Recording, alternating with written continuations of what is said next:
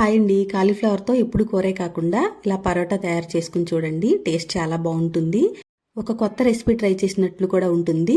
ముందుగా మనకు కావాల్సిన క్వాంటిటీలో కాలీఫ్లవర్ని ఇలా తురుముకుని పక్కన పెట్టుకోవాలి. గోధుమ పిండిలో 1 స్పూన్ వాము, తగినంత ఉప్పు, కొద్దిగా ఆయిల్ వేసుకుని తగినన్ని వాటర్ వేసుకుని చపాతీ పిండిలాగా కలుపుకుని పక్కన పెట్టుకోవాలి. ఇది కాసేపు నానితే పరోటాలు టేస్ట్ చాలా బాగుంటాయి, సాఫ్ట్గా కూడా వస్తాయి.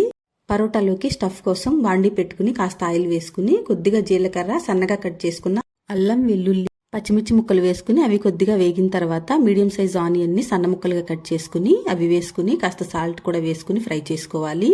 తర్వాత కాలీఫ్లవర్ తురుము వేసుకుని 1 నిమిషం ఫ్రై అయిన తర్వాత మీడియం సైజు బంగాళదుంపని తురుము పెట్టుకుని దీనిలో వేసుకోవాలి. దీన్ని కూడా కాసేపు ఫ్రై చేసుకున్న తర్వాత దీనిలో కాస్త పసుపు, టేస్ట్కి సరిపడా ఉప్పు, కారం వేసుకుని కొద్దిగా కొత్తిమీర వేసుకుని స్టవ్ ఆఫ్ చేసుకోవటమే. దీన్ని ఒక ప్లేట్లోకి తీసుకుని చల్లారనివ్వాలి. ఇప్పుడు పరాటాలోకి స్టఫ్ రెడీ అయిపోయినట్లే. మనం నానబెట్టుకున్న గోధుమ పిండి చక్కగా నానిపోయి ఉంటుంది కదా. ఇప్పుడు ఒకసారి దాన్ని మెత్తగా ఒకసారి ప్రెస్ చేసేసుకుని పరాటాకి సరిపడా పిండిని తీసుకుని ఒకసారి ప్రెస్ చేసేసుకోవాలి. ప్రెస్ చేసుకున్న దాంట్లో మనం ప్రిపేర్ చేసుకున్న కాలీఫ్లవర్ స్టఫ్ని కాస్త ఎక్కువగానే తీసుకోవాలి.